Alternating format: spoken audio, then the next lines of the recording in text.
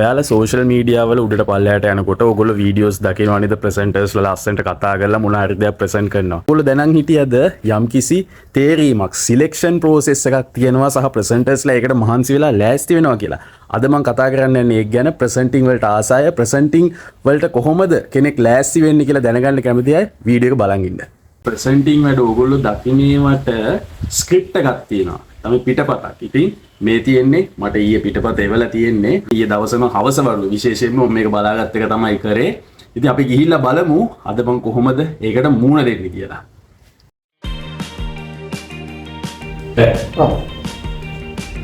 නිගානේ බලන්න නැන්නේ. Okay, position okay. Our top story tonight. The Ministry of Power and Energy has announced closet with fully packed clothes and yet thought to yourself it's not just about numbers. ඔයාලා ඔය දැක්ක විදියට තමයි selection එකක් වෙන්නේ ඕගොල්ලෝ දකින්න වැඩවල.